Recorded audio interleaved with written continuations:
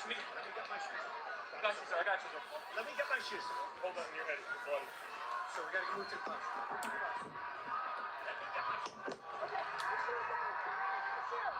Watch out.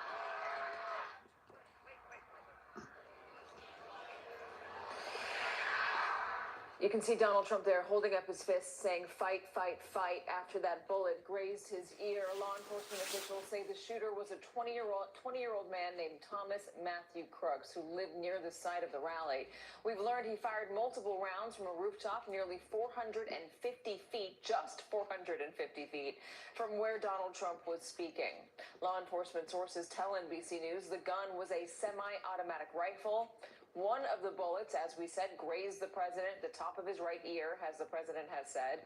Others killed a supporter, critically injured two more. We have more on what our sources are telling us about the alleged shooter in a moment, but first, here is how a witness described what he saw in the minutes before the shooting. We noticed the guy crawling, bear crawling up the roof of the building beside us, 50 feet away from us.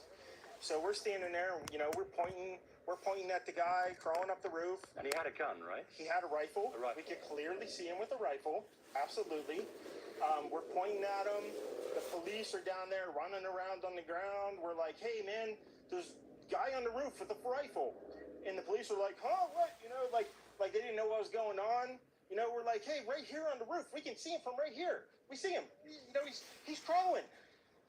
And next thing you know, I'm thinking to myself, why is Trump still speaking? Why have they not pulled him up the stage?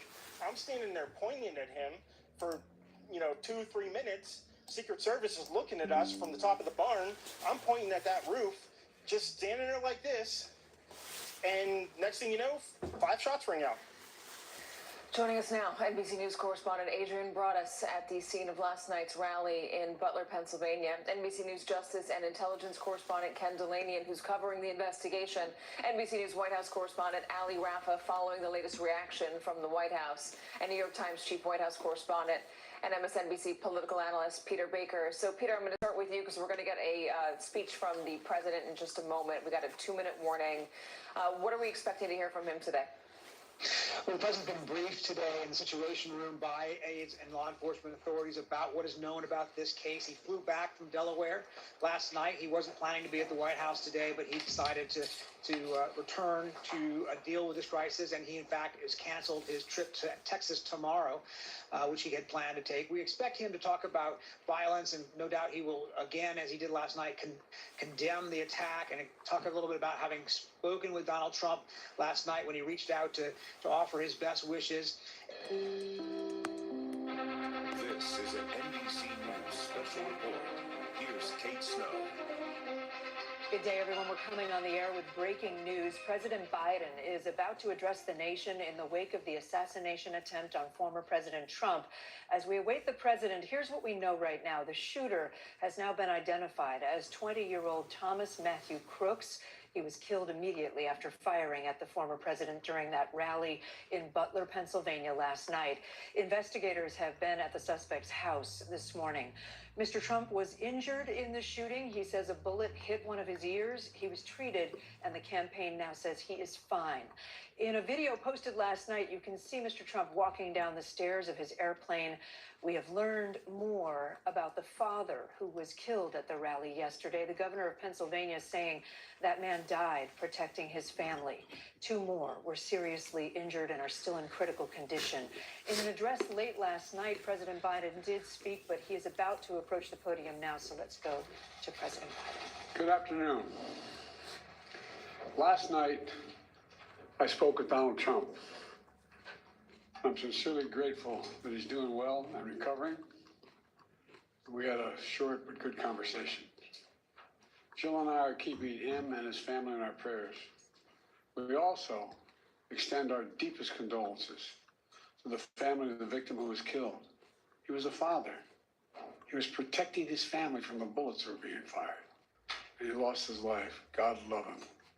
We're also praying for the full recovery of those who were injured. And we're grateful to the Secret Service agents and other law enforcement agencies and individuals who risk their lives literally for our nation. As I said last night, there is no place in America for this kind of violence or any violence for that matter. An assassination attempt is contrary to everything we stand for as a nation, everything. It's not who we are as a nation. It's not America. And we cannot allow this to happen. Unity is the most elusive goal of all, but nothing is important than that right now, unity. We'll debate and we'll disagree. That's not going to change, but we're going to not lose sight, in fact, who we are as Americans.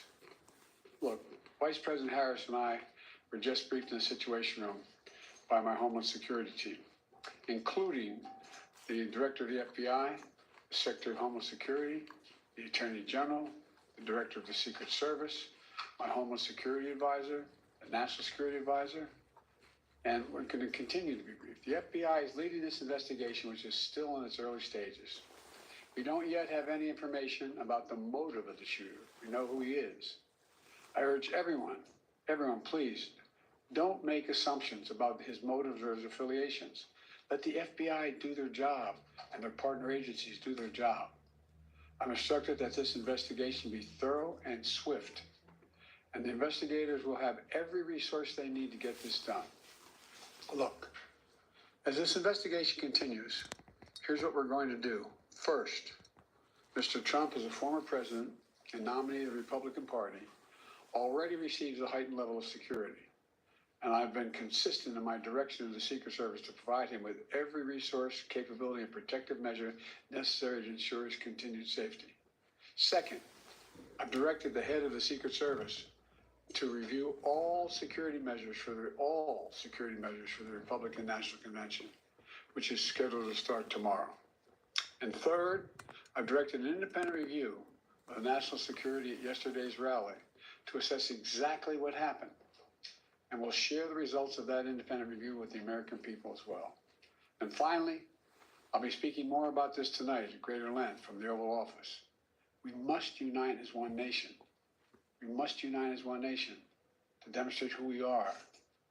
And so may God bless you all, and may God protect our troops. Thank you very much. Mr. President, when you spoke to President Trump yesterday. All right, the President of the United States addressing the nation there briefly and promising more from the Oval Office tonight. Let me bring in NBC News senior White House correspondent Gabe Gutierrez, who's been listening along with us. Gabe, he said there is no place in America for this kind of violence. It's contrary to everything we stand for as a nation. Yes, that's right, Kate. And his message of unity, which we heard right there. And yes, the president saying that he will address the nation once again tonight from the Oval Office. He also said, Kate, that he spoke with former President Trump and he gave condolences to the family of the victim who died. Now, Kate, this all comes after the president spoke with his national security advisors earlier today for much of the morning in the Situation Room. He mentioned it. He spoke with the FBI director, the Homeland Security Secretary as well. But this all comes among the greater context of the campaign as well, Kate. We just learned a short time ago that this is already affecting the president's official travel, which was scheduled for tomorrow. He was supposed to travel to Austin, Texas to speak at the LBJ Library. We've also learned just a short time ago that his previously scheduled interview with our colleague Lester Holt has now been moved here to Washington. And we also know that the vice president, the campaign saying that her planned travel to Florida on Tuesday has also been rescheduled. But again, Kate, we're just hearing from the president some very forceful remarks on the need for this country to come together and promising more tonight from the Oval Office. Kate? Gabe Gutierrez at the White House for us. Gabe, thank you. That will conclude this special report. But of course, you can find more coverage on our streaming channel, NBC News Now, and online at NBCNews.com anytime. Much more tonight on NBC Nightly News. And tune in on Monday for what mentioned by Gabe Gutierrez, Lester Holt's exclusive interview with President Biden that airs primetime tomorrow, 9 p.m. Eastern. I'm Kate Snow in New York.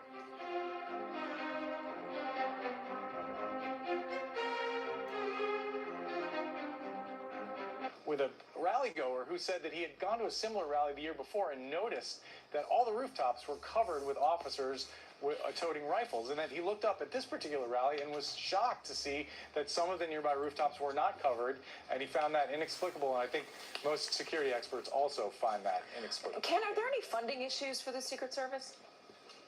Well, look, all these agencies wish they had more money and are asking for more money and say they're underfunded. But the Secret Service actually issued a statement today pushing back against an allegation that the Trump team had asked for more resources, more protective resources, and that they were denied.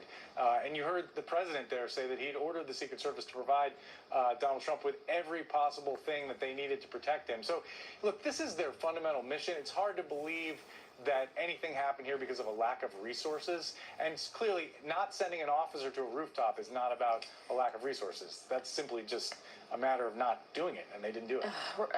Some Republican lawmakers had said that the former president's team had asked for more security, Ken, from the Secret Service, stepped up security. What has the Secret Service said about that? They've pushed back on that and said that that's not true, and that they've provided everything that the Trump team had asked for and had needed. Okay, Adrian, you were at the site of where this happened. There were so many witnesses. So many of them spoke to us.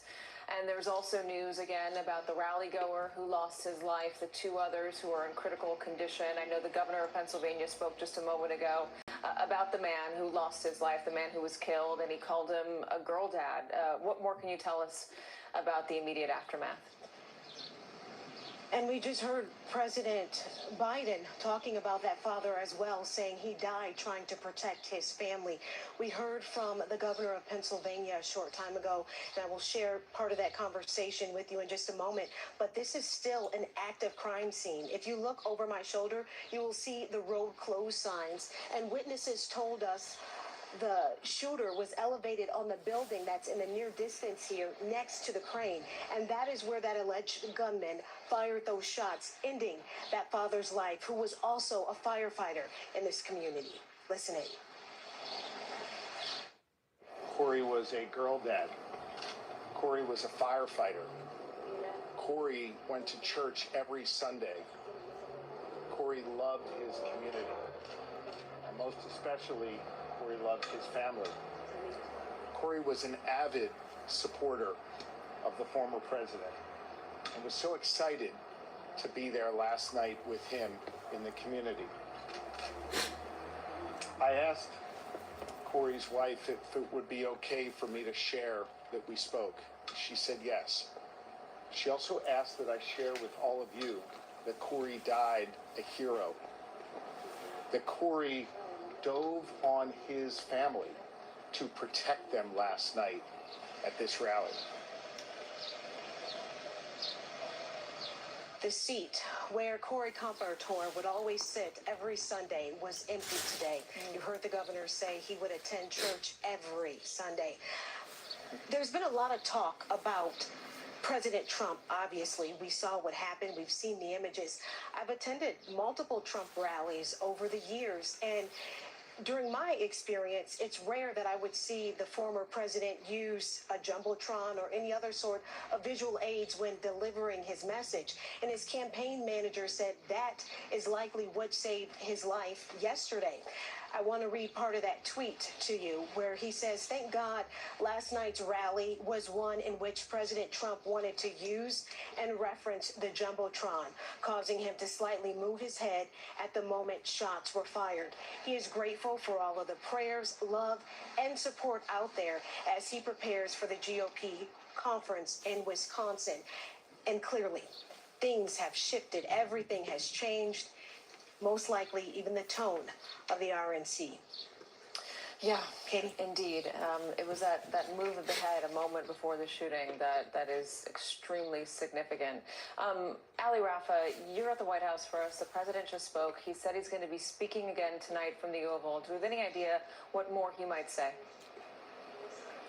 Yeah, Katie, well, presumably the president will continue to be briefed by these law enforcement officials, these Homeland Security officials that he was able to meet with in person in the Situation Room this morning after he left Rehoboth Beach, where he was staying over the weekend early last night to return here to the White House. But as you heard him say in that speech, he urged Americans to have patience as this investigation is still underway. He also said that the shooter's motive is still unknown. He asked people not to jump to their own conclusions, and he promised that all resources would be available to the FBI as it takes the lead on this investigation.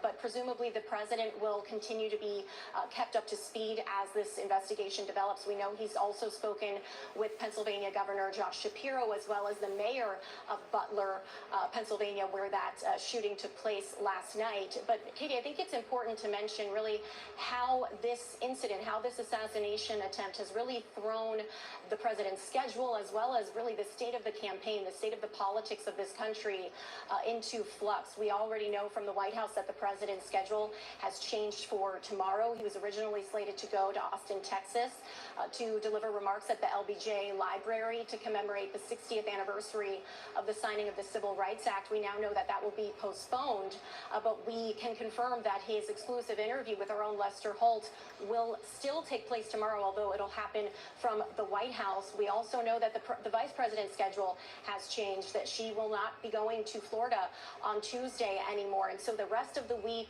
and really indefinitely, we still don't know where the campaign, where the White House's official plans go from here. We know the campaign has already taken action, taking political ads off of the airwaves to be sensitive to this moment. The Biden campaign also telling staffers in an email to refrain from commenting on this shooting in public or on social media.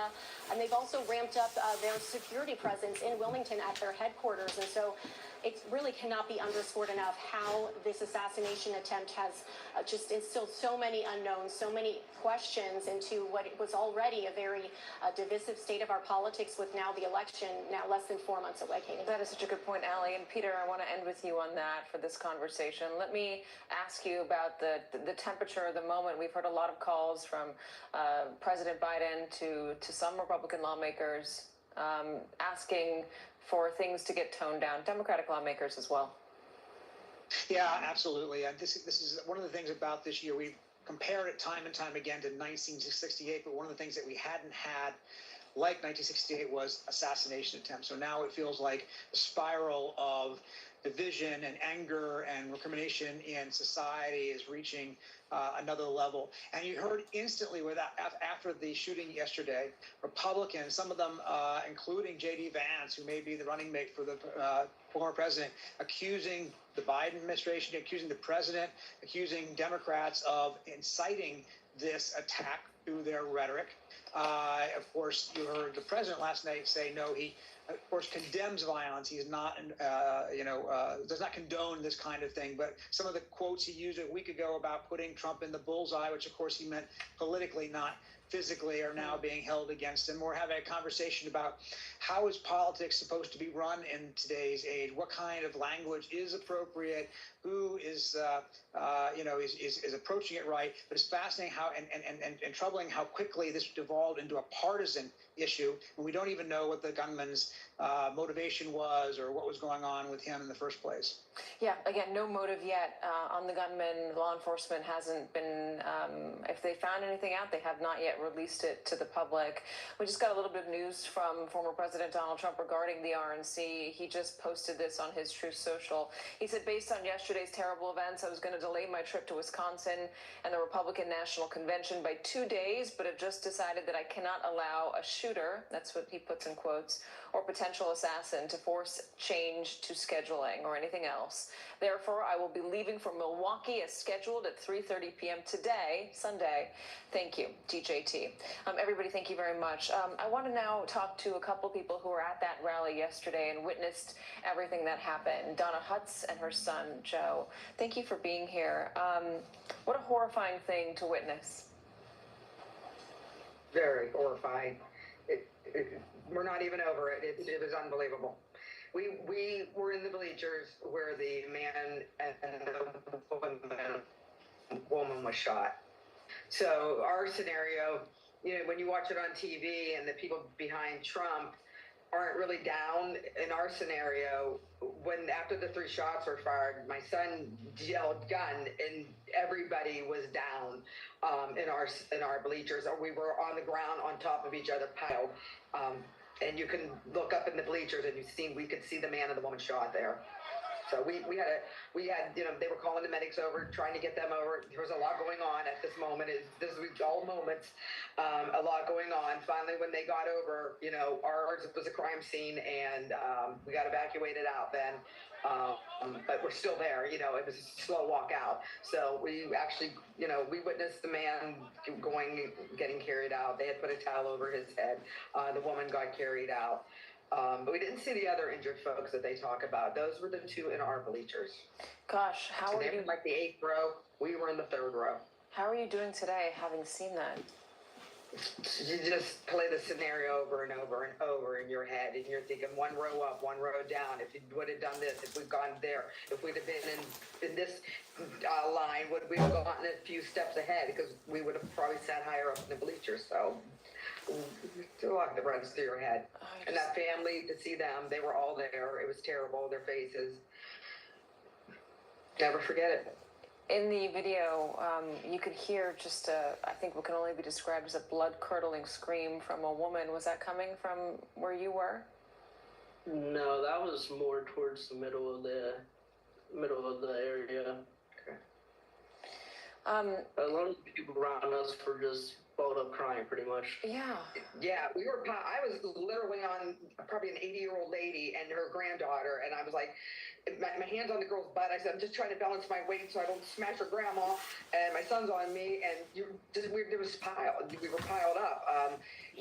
We at one point, Joey and I were gonna just decided we were gonna, I don't know why, we were gonna leave, and they were like down, and we got immediately put down. So, and that was just by other people. That was by security around us that yelled it. So once they came over to our section though and realized that that shooter had somehow, if we were in his target range to get to Trump, and that man was in his wrong seat.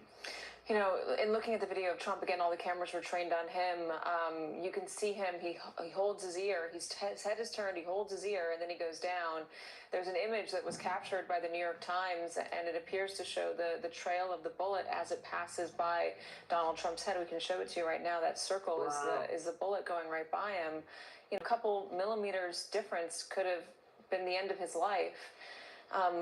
What are you thinking right now about the world we're living in, the political moment we're in, that this can happen? I mean, it happened during the 70s. It happened, in 1980. But we've gone a long time without having any major political assassinations, or even attempts. Yeah. Good. I mean, there's always going to be crazy people out there, but I mean, the political state we're in though right now, is everybody's saying it's going one way or the other. That's how everybody feels. Each side feels that way, and each side has their reasons. And this is what's causing this. These people they're coming at each other. With the media posts, calling Trump Hitler, the names that are called of both candidates doesn't help. We're supposed to be the adults, and we're the children, and it's just terrible. We're not acting like adults in this world. We're not respecting each other. If people are just downright, everything's gone in this world. Politeness is gone. There's nothing. No respect for anybody. You want to see things turned down? I do. Yeah, survival of the fittest. I do. Nicer rhetoric. The other question is about the security and how a man was able to get on a roof just 450 feet away from where the former president was speaking. Did you notice anything different or strange about the security? Had you been to a Trump rally before? We have. Yeah. We went to the Trump rally at the Cavalli Center in Youngstown, Ohio, because that's where we're from. Mm-hmm. But we went up to Butler. It's only about an hour drive for us, but we headed up to this Butler, wanted to see him again. And for me, Joe and I both said walking in, and we didn't say anything to each other because this was outside. The Cavalli was inside, and you do take a look around, and you're thinking, hope it's covered, and you don't say anything, and you go on. And he said he had the same thought in his head in the morning. So security was there. I mean, you went through the process. It was just weird being in a wide open field. Like, how are you just supposed to cover that?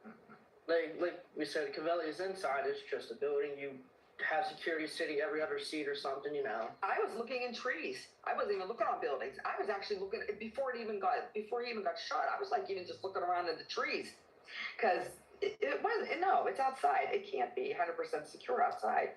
Yeah, you're looking around just like that, surrounded by woods. He just comes through the woods, hops over a fence, and sure.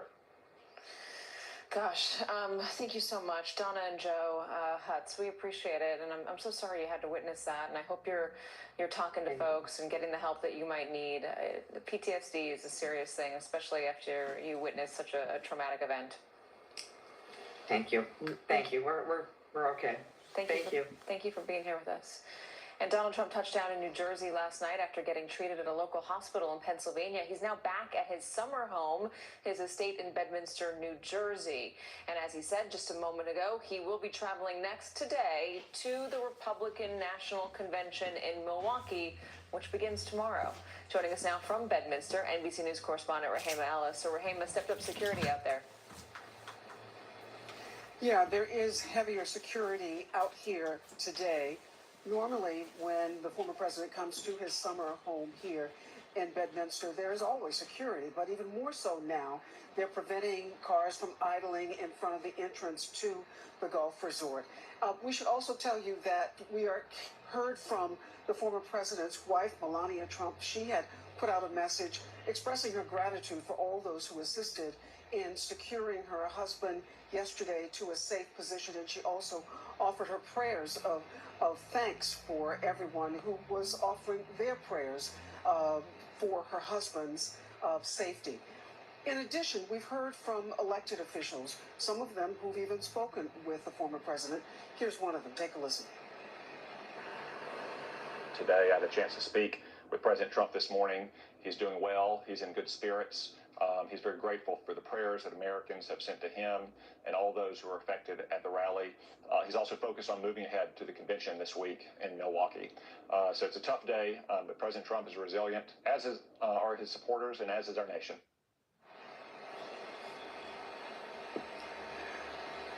We should tell you, too, that we got message from social media that Don Jr.'s also posted that he had spoken with his father, and he said about his father's condition last night. He said, "I just spoke to my father on the phone, and he is in great spirits. He will never stop fighting to save America." So a number of messages coming from people, including the former president. He put out a message early this morning expressing his gratitude, his sorrow for those people who were killed in this tragedy, but insisting that he will go on. This campaign will go on.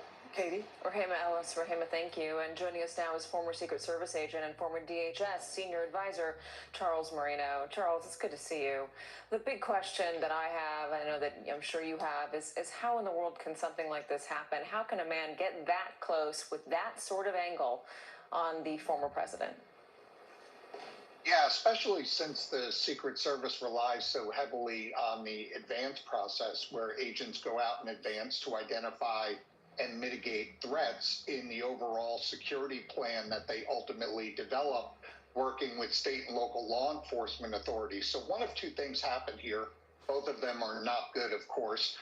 One is that coverage of this building and the roof was built in to the overall security plan, and coverage fell through the cracks, which means nobody ensured that coverage was actually in place, or it wasn't built into the overall plan at all. You've got 3 rings of security that are created. You've got the inner ring, the middle ring, which includes the magnetometer screening that took place at the venue, and then you've got that outer ring, which would encompass such places as those buildings and potential high ground threats. So this definitely slipped through the cracks. Anytime you see an operational response like you did yesterday from the former president's working shift, or the counter sniper teams, or the counter assault teams, that means something failed in the advance process. What sort of review is happening right now at DHS? DHS is in charge of the Secret Service. You saw just a moment ago the president made a point to bring out a few officials. One is Vice President, two the Attorney General who's investigating this, but also the head of DHS, Alejandro Mayorkas. What's happening there in that agency? Yeah, well, the secretary is going to be intimately involved as having primary oversight over the Secret Service. Director Kim Chi